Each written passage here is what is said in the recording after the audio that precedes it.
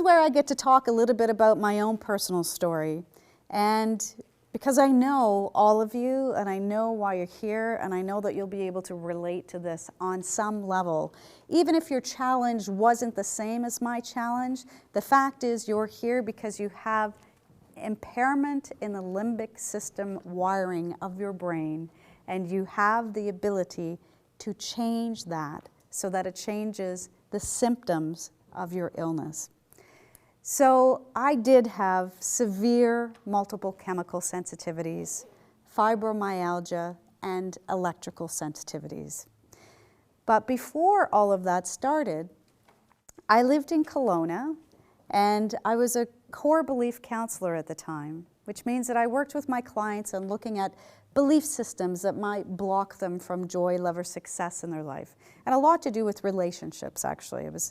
I did a lot of work around relationships. But what I also did was write a weekly column for the Kelowna Capital News called Emotional Rescue. And in that column, I was in the gracious position to be able to write about whatever I really wanted to write, which was what was interesting this week, what was a subject that was coming up with one of my clients that I could write about anonymously so that other people could gain that experience of what it's like to be human and relate to that human experience. I was also known as an expert in emotional wellness, and I was on the radio every couple of weeks as a guest host on a radio show, again, as an expert in emotional wellness. So I've been in the health and wellness field for over 20 years now.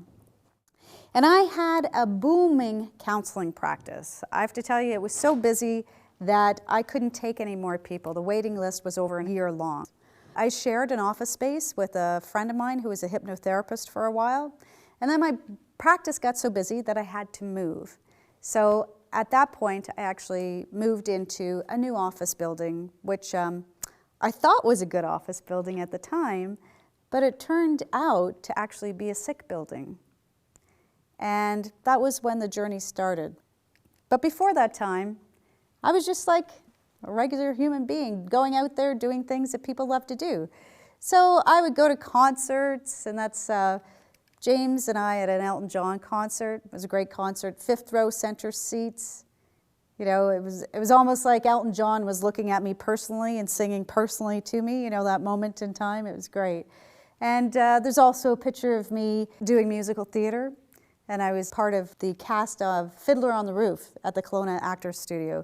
And that was really fun. I don't know what happened. I turned 40 and I was just like, I don't know, all the things that I'd never done and that I wanted to do, I thought this is the year I'm going to do them. So I was in a musical theater production for the first time in my life, and it was a lot of fun. And there I am dressed in my babushka. I'm one of the mamas. And the other things that I just, you know, everyday kind of things that I love to do. This is me working. This is me someplace talking about a workshop that I have coming up, or doing a public speaking engagement of some sort, which I used to do as well. So prior to even becoming sick or becoming ill, having the challenge that I went through, I was actually already in the counseling field. I was already facilitating workshops. I was already coaching people in personal wellness. So this was a natural fit for me. Now, what also happened, and this last picture actually is particularly touching because that's a picture of me and my mom. And I don't know about you guys, but to this day, if I'm not feeling well, all I want is my mom. And I want to go to her house because no matter what, my mom always makes me feel better. And when I was really sick, I couldn't travel. And that was really hard for me to think about. And I remember looking at websites about people that had chemical sensitivities and how horrifying it was that they couldn't travel. And the saddest story I think that I read was one person who couldn't even go to her mother's funeral because she was so sick that she couldn't travel and she couldn't get there and she couldn't get on a plane and she certainly couldn't be around other people. And it broke my heart to think that that might be my destiny too. When the journey of descent started, it started with headaches. And I used to get headaches every day. And I couldn't explain it. And I did everything that I could to get rid of these headaches. I would exercise more. I would drink more water. I would eat a proper diet. I would go to see the chiropractor. I would get massage therapy. All the things that I knew to address headaches in a healthy way. And yet every day I was getting headaches. And I thought, well, you know what? That's not like me to bring my work home with me. This really doesn't make any sense. And poor James, my partner, was just sick and tired of me complaining, right? I'd be like, hon, do you think you could rub my shoulders here? Or, you know, my neck's hurting and that's hurting. And he was like, is there ever a point where nothing's hurting? And I'm like, you know, there isn't. I'm constantly in pain. So I was getting these headaches that wouldn't go away. They're every day, headache after headache after headache. And again, this is after moving into that newer building, which was actually a very old office building. Then, as I said, I started to experience a lot of pain. And it was traveling pain, the kind of pain that doesn't make any sense. That started in my neck and then would go to my shoulders and then my low back. And it would keep me up at night. And I couldn't lay on this shoulder because this one hurt. And then if I laid on the other one hurt. And so I'd constantly be trying to move away from this pain or try to somehow soothe myself in some way, shape, or form because it was always there and I didn't know how to get rid of it. And I tried everything, and I mean everything. I'm thinking I tried a really big list of things to try to alleviate pain, and none of it really worked. What I also noticed is that I started to become sensitive to certain chemicals. And it started actually with the bathroom deodorant that they used in the office building where I worked. Now, I also think that they were using this bathroom deodorizer to cover up some other kind of smell that was underlying that. So my best guess is it was probably mold. So what happened is I got so sensitive to the bathroom deodorizer that I could no longer use that bathroom anymore. And I asked the building, I said, could you please stop using that? And they flatly refused to stop using it. So I thought, okay, what are my options? So I left the building and went to another place to go to the washroom, and I had to go. And then I went on a holiday, and I came back, and the whole time that I went away, I didn't have a headache. And that was my first sign, because I walked back into that building, and I knew that it was the building, because it was like just walking into a wall. I walked in, and I hit that wall, and I was like, whoa. Started feeling pretty sick really, really quickly. So, started to get sensitive. So I thought, well, time to move offices, right? So I moved into a different office and painted it 2 coats of my favorite color green, because that's what I do when I move, right? I paint everything and make it look pretty. I had no idea that I was actually could be damaging myself even further with exposure to paints, but I didn't know that at the time. I just was moving into a new office. So I started to become increasingly sensitive to chemicals during this period. And like everybody else does when they're sick, I went to my doctor. And I said, doctor, I don't know what's going on. Like, I'm getting sick and I'm smelling things that I don't normally smell, and it smells horrible. And I'm actually tasting it too. And he's standing in the room, and I said, I don't even know how close I can get to you because I can taste the detergent that you've used. And he's kind of looking at me like I've got 3 heads. And he really didn't know what to do. And he was a very nice, kind man, but did not know how to help me. And he said, Annie, you're really sensitive. And I said, no kidding. Yeah, I am. Is there anything that you can do? No.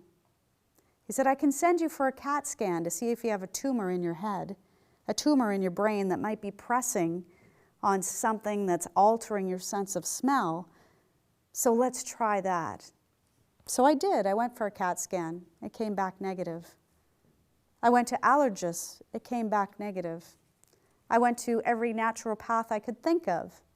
And yes, I was put on a lot of nutritional supplements. Yes, I was put on a lot of tinctures and detoxed. And yet, still, I was sick. And still, I could detect if you were wearing deodorant that wasn't organic. Not only could I smell it, but I could taste it. And if someone was doing their laundry and I was walking down the street, it might be enough for those fumes coming out of the dryer to actually make me go into convulsions. So all of a sudden, living in this world became a very dangerous place for me. So like Bill, I had to wear my mask every time I left my house. I also had to stop working because eventually I just couldn't do it. My clients were so gracious. I gave them a list of personal hygiene products and said, if you would like to see me, this is what you have to do. And God bless them because they did it. And that meant that I could still do the job that I loved. But unfortunately, it wasn't enough because the sensitivities started spreading to other things.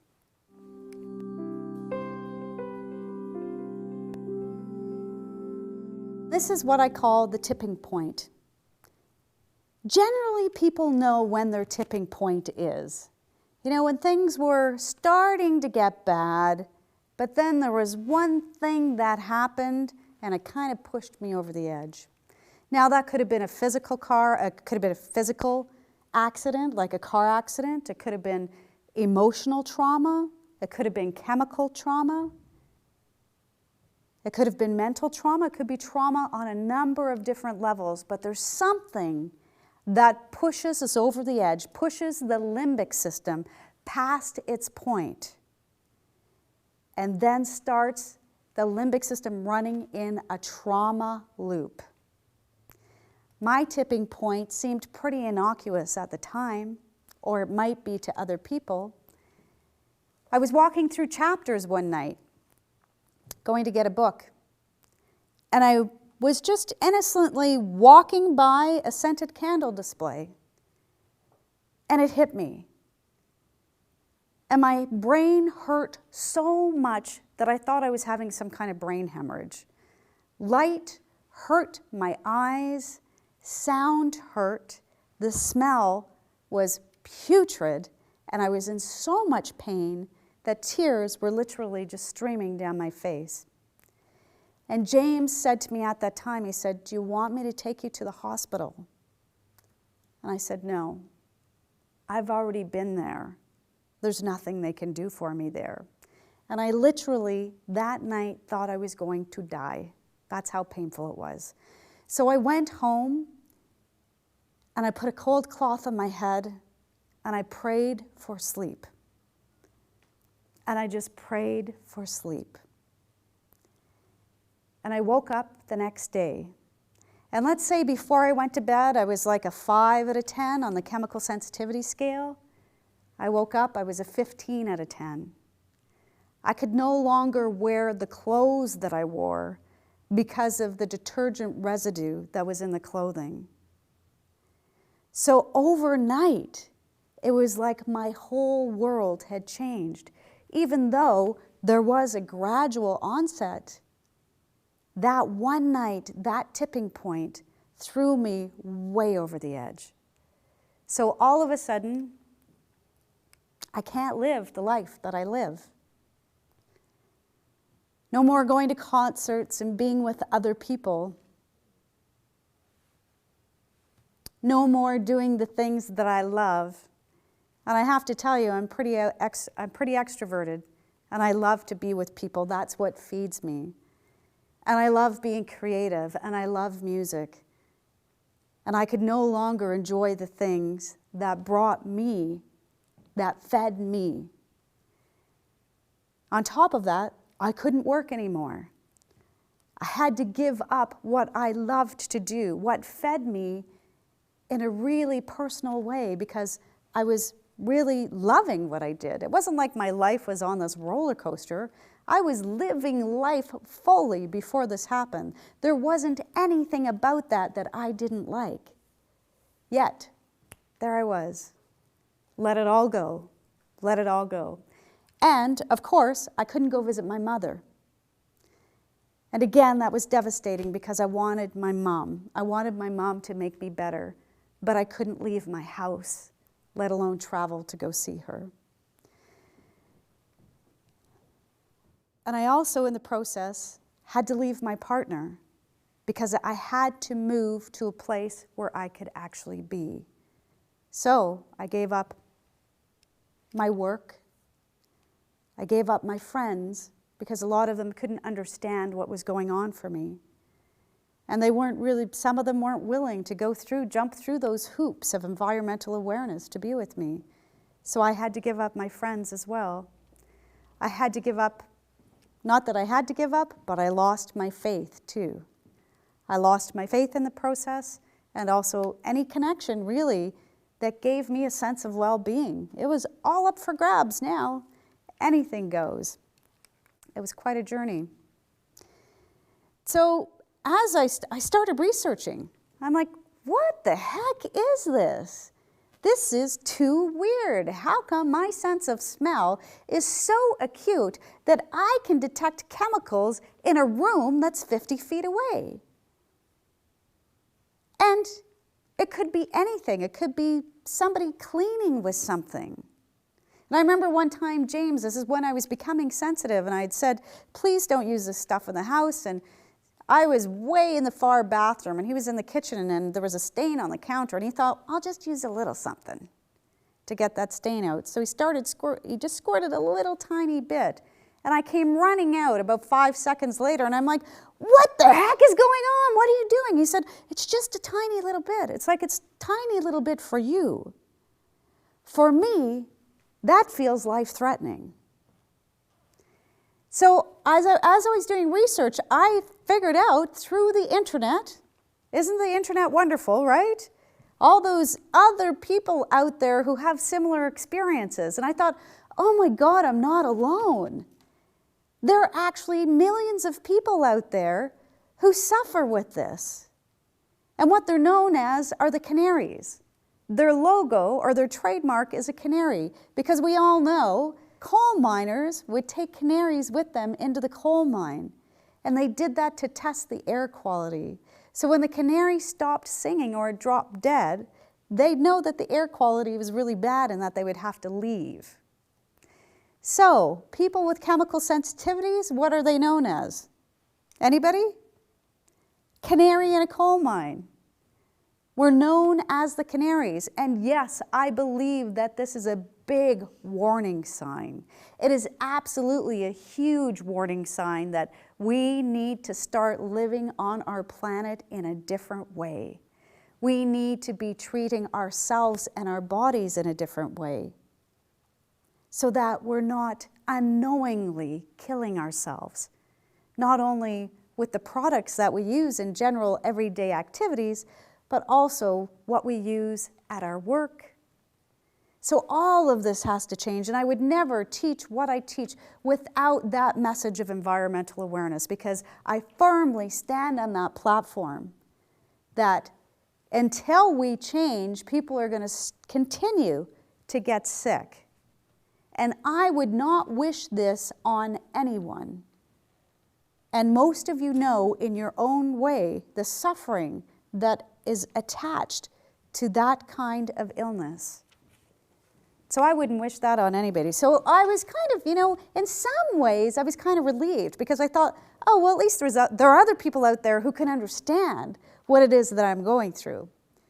But then I started to read more on the internet, and the stories just got from bad to worse. I hadn't come up with anybody who'd actually gotten well, or there was the odd person, but nothing really that stood out that went, yay, this is the way out of this. And I knew intuitively from the very beginning that this was brain related, because the symptoms of the illness were so neurological in nature. The inability to speak, the inability to concentrate, loss of voice, heart palpitations, seizures. I'm like, this isn't an allergy. This is some kind of neurological damage. So I was on a hunt to find out exactly how the brain worked and exactly what was going wrong with my brain and how could I fix it so that this would go away. As a writer, and again, being in the position of writing my own column and being able to write about whatever I want to, it was great because I could actually write about what I was going through. You know, in the hopes of reaching out to the community and seeing, is there somebody else out there that has the answer? Or if there isn't anybody who has the answer, you know what, I'm going to warn people about what's going on. I'm going to start to educate people about what I'm learning about the environment as a result. So this one caused a little bit of controversy. It's called When Entering a Church Can Be Hazardous to Your Health. Now, it wasn't about the church itself or the teaching that was hazardous. It was about the people that were there and the products that they used. And although some of them were really trying to be compliant with my needs, it wasn't enough because somebody could have had deodorant on, or somebody wore the same clothes that they had worn when they had perfume on. You know what it's like. So no matter what they did, it wouldn't matter because, again, I was picking up on everything. And no, I don't want people to wear perfume because I've looked at what's in perfume. It's not good for us. So yes, that's part of my message too. Get rid of all the stuff that you don't need. We really don't need it. It's masking all kinds of things, and it's probably responsible for a number of different illnesses, not just perfume, but a lot of chemical products. It's just that with chemical sensitivities, it's actually manifesting as chemical sensitivities.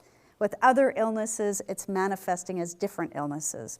Depression, anxiety, pain.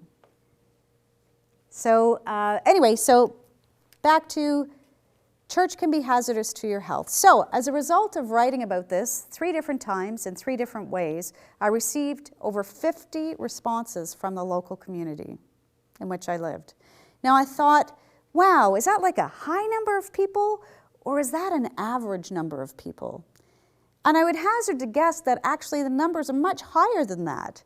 For someone to email me personally because they've read an article that I wrote that spoke to them means that there are a lot of other people that didn't read that article that it applies to as well. So, again, I was kind of I was disillusioned, I guess. I thought maybe by writing about it I would find the answer, but the answer didn't come. Not yet. I was also interviewed by Shared Vision magazine in Vancouver, which is now known as Today's Vancouver Woman. And they were interviewing me as a person who has gone through chemical sensitivity, as a person who suffers with chemical sensitivities. What is that like? At the time, I was under the understanding, I had the understanding that chemical sensitivities was a toxic overload syndrome, that the body was like a barrel, and that once you passed that toxic level, that the body could not handle the toxins anymore, and they started to manifest in different forms of illness in the body.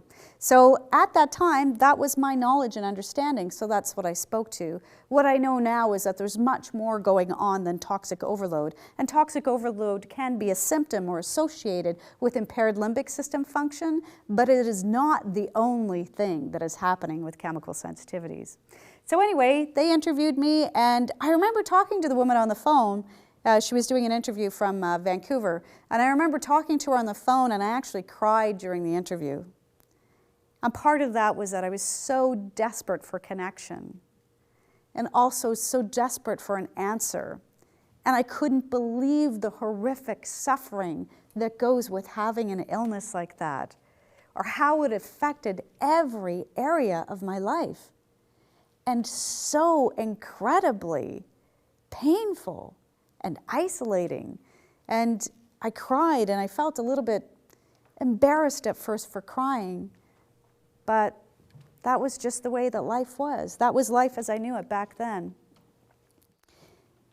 It takes a lot of money to be sick, doesn't it? And probably at the worst time of your life. I mean, some people aren't really capable of working at this point in their life when they're sick. So it costs a lot of money to be sick. I used to spend at least $800 a month on professionals in their field, in the healthcare field, or on nutritional supplements, or on detoxification products. And I can tell you, as a result of rewiring my limbic system, guess how much I spend? Anybody, guess? $50. Close. Occasionally I'll go to the chiropractor when I feel like I'm out of alignment, and I go for massage because I like it. Once in a while. You know, maybe once every couple of months or something like that. And that's it. I'm not saying that I couldn't stand to take some nutritional supplements, because I'm sure that I could, and they're a really good thing to do. I don't believe that we're actually getting all the nutritional value that we need out of the food that we eat. However, I haven't been very consistent on taking nutritional supplements. So, as a result of rewiring my limbic system, I no longer spend $800 a month. So it saves a lot of money and time. So when you think about your 1 hour of practice a day, it is going to save you tons of money and tons of time. And ease your suffering, which is really the whole point of it.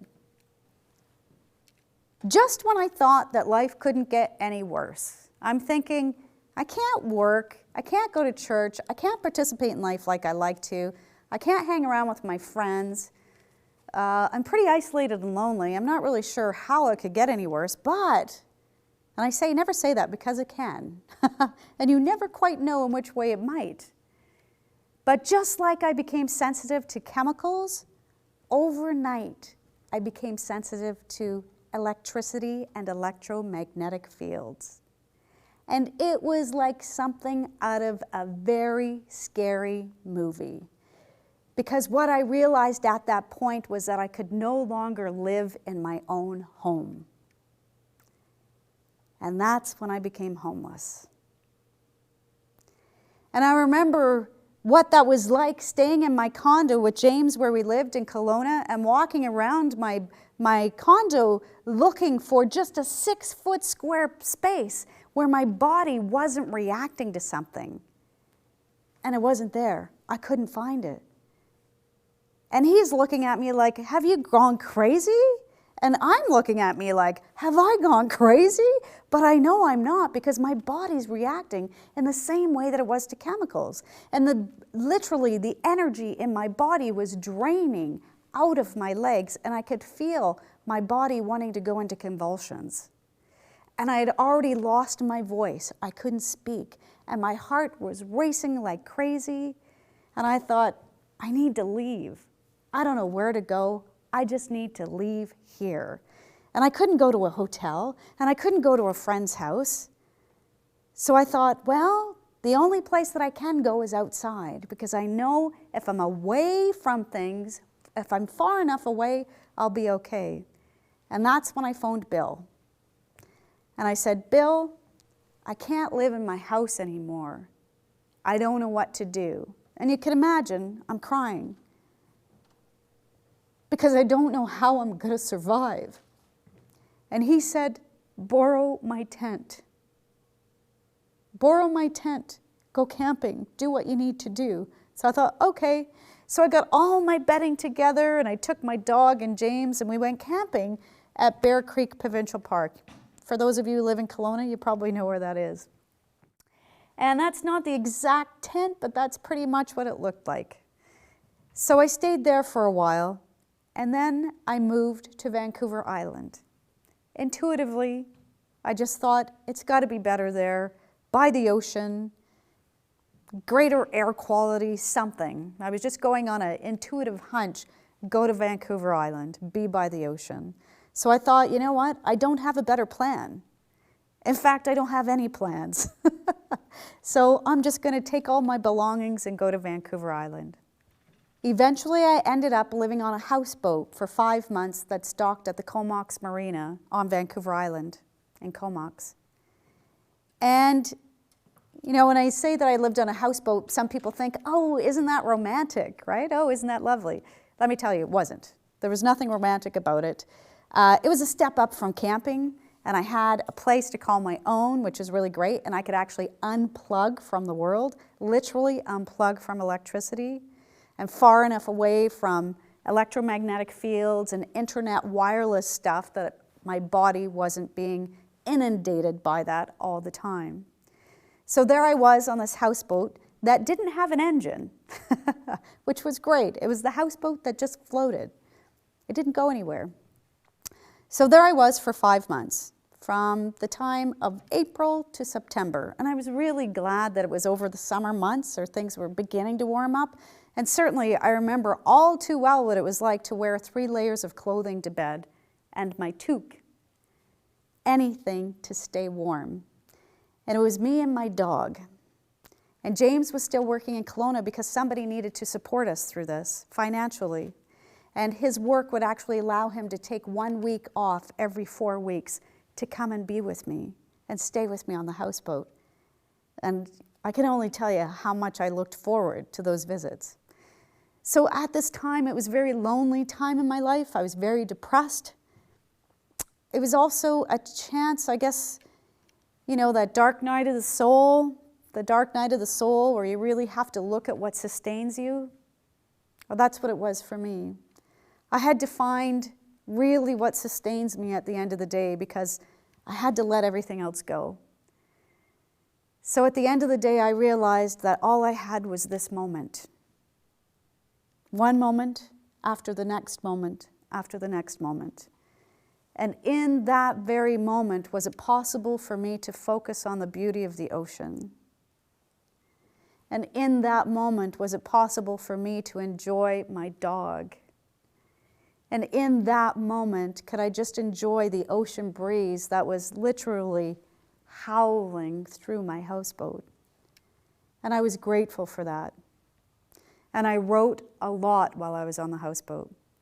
Part of that will be in my book called From Exile to Excellence, about what I learned while I was there, what I learned about humanity, what I learned about myself, what I learned about what I believe in and what sustains me. And I also started doing another spiritual practice about having hope and having faith that somehow, some way, I would find a way out of this. And I could hear the calling, I could hear that movement, that stirring within me, but I didn't know how to actually support it. I'm like, okay, I hear the calling, I hear the stirring, just show me. Show me what I can do because I am ready to do it. I've never felt so passionate about anything before in my entire life. So while I was on the houseboat, I got to do a lot of research. And I was already doing research. I mean, from the beginning, from the moment I became sick and I knew intuitively that it was some kind of brain impairment, I started doing medical research on the brain, on the blood-brain barrier, on the limbic system, on our sense of smell. What was going wrong that other people could walk down the detergent aisle of the grocery store and for me, that would cause seizures? There was something obviously very, very wrong with that. So I started to do a lot of research, and I researched, and I researched, and I researched. And what I found was that there was a very big correlation in brain function between people that had multiple chemical sensitivities, chronic fatigue syndrome, fibromyalgia, depression, anxiety, and post-traumatic stress disorder. That there was a very high overlap in brain function. And I thought, oh, that's key. And I read all the books that I could possibly read. The Brain That Changes Itself by Dr. Norman Doidge. There was a specific page in that book that told me this is brain related. And he wasn't talking about chemical sensitivities, he was talking about something else. But I thought, what if it's just a part of the brain that's not functioning properly? And what if there's a way for me to correct that function so that my brain is operating normally again? And I was right. So those are some of the books that I've researched, and lots more since then. The Biology of Belief, a very good one too, by Dr. Bruce Lipton. Molecules of Emotion by Candace Pert. Again, The Brain That Changes Itself by Dr. Norman Doidge. What else is here? Change Your Brain, Change Your Life by Dr. Daniel Amen. And My Stroke of Insight by Jill Bolte Taylor. She's phenomenal. She's a neuroscientist that had a stroke, that was able to look at her brain as she was having a stroke And you know what the first thing she thought when she realized that she was having a stroke? She said, cool. Because she could actually start to research for herself what that was like as a neuroscientist, to have a first-hand experience of what that's like. And she's an amazing speaker and an inspiration to everyone.